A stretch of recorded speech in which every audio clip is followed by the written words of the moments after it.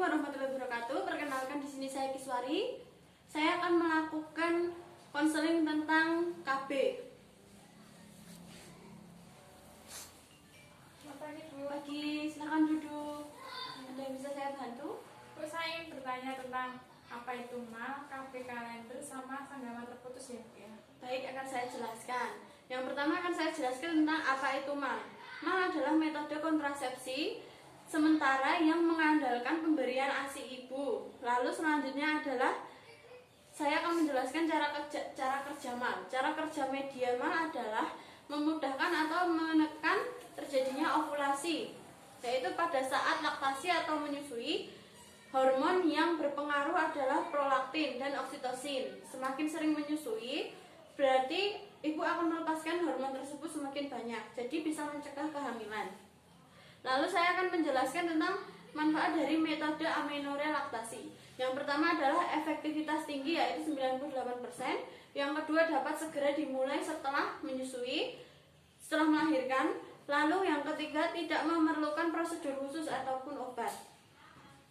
Lalu yang ketiga, saya akan menjelaskan tentang keterbatasan metode amenorrhea. Keterbatasannya yaitu satu, memerlukan persiapan dimulai dari sejak kehamilan. Yang kedua, metode ini hanya efektif digunakan selama 6 bulan saja. Yang ketiga, tidak melindungi dari penyakit menular seksual. Selanjutnya adalah saya akan menjelaskan tentang indikasi dari mal. Indikasi dari mal yaitu wanita yang menyusui secara eksklusif. Yang kedua, ibu pasca melahirkan dan bayinya berumur kurang dari 6 bulan. Lalu wanita yang belum mendapatkan haid pasca melahirkan. Lalu yang selanjutnya saya akan menjelaskan tentang kontraindikasinya, yaitu yang pertama, wanita pasca melahirkan yang sudah mendapatkan haid itu tidak boleh menggunakan mal. Terus yang kedua, wanita yang tidak menyusui secara eksklusif. Yang ketiga adalah wanita bekerja. Lalu selanjutnya, sebelum menggunakan mal, bayi menyusui harus sesering mungkin atau on demand. Terus waktu pengosongan payudara tidak boleh lebih dari 4 jam. Lalu bayi menyusui sampai sepuasnya. Jadi bayi harus melepaskan sendiri puting ibu ya. Terus apakah ibu sudah jelas? Sudah, Ibu. Baik. Lalu selanjutnya saya akan menjelaskan tentang alat kontrasepsi kalender. Alat kontrasepsi kalender itu apa aja sih? Kontrasepsi kalender adalah metode kalender atau pantang berkala. Adalah metode kontrasepsi sederhana yang dilakukan oleh pasangan suami istri dengan melakukan senggama atau hubungan seksual pada masa subur atau ovulasi. Lalu selanjutnya saya akan menjelaskan manfaat metode kalender, yaitu sebagai alat pengendalian kelahiran atau mencegah kehamilan. Yang kedua adalah dapat digunakan oleh para pasangan untuk mengharapkan bayi dengan melakukan hubungan seksual saat masa subur. Lalu yang ketiga, saya akan menjelaskan tentang keuntungan metode kalender. Yang didapatkan itu apa aja, yaitu metode kalender atau pantang berkala lebih sederhana. Yang kedua, dapat digunakan oleh setiap wanita yang sehat. Yang ketiga, tidak memerlukan alat atau pemeriksaan khusus dalam penerapannya. Yang selanjutnya, saya akan menjelaskan tentang keterbatasan metode kalender. Keterbatasannya yaitu memerlukan kerjasama yang baik antara suami dan istri. Yang kedua, harus ada motivasi dan disiplin pasangan dalam menjalankannya. Yang ketiga, pasangan suami istri tidak dapat melakukan hubungan seksual setiap saat. Lalu saya akan menjelaskan tentang efektivitas metode kalender. Metode kalender akan lebih efektif bila dilakukan dengan baik dan benar.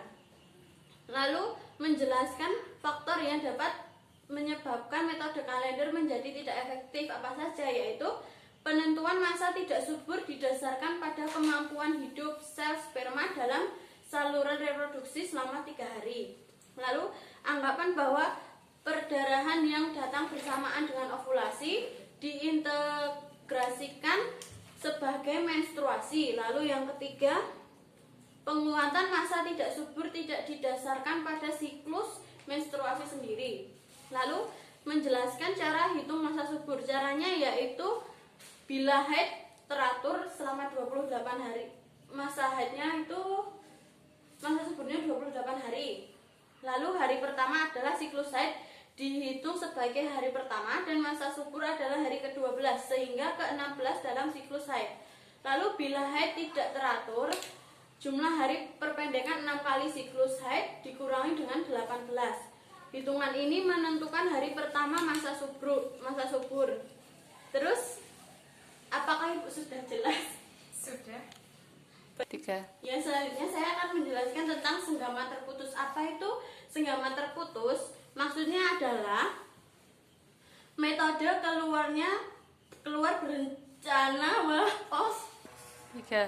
Apa itu senggama terputus? Senggama terputus adalah keluarnya berencana transisional atau alamiah di mana pria mengeluarkan alat kelaminnya dari vagina sebelum mencapai ejakulasi. Lalu metode coitus interruptus atau senggama terputus, angka kegagalannya 4-27 kehamilan per 100 perempuan per tahun. Terus yang selanjutnya adalah alat kelamin pria dikeluarkan sebelum ejakulasi sehingga sperma tidak masuk ke dalam vagina, maka tidak ada pertemuan antara sperma dan ovum.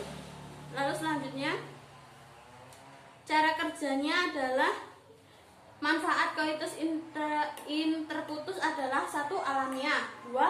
Efektif bila dilakukan dengan benar. Lalu yang ketiga tidak mengganggu produksi ASI. Yang keempat tidak ada efek samping. Lalu selanjutnya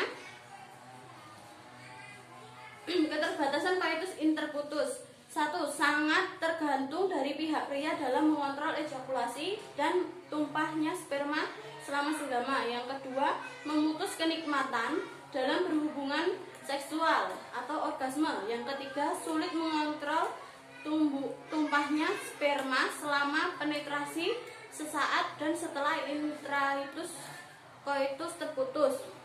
Lalu selanjutnya adalah cara coitus interputus adalah 1. Melakukan hubungan seksual.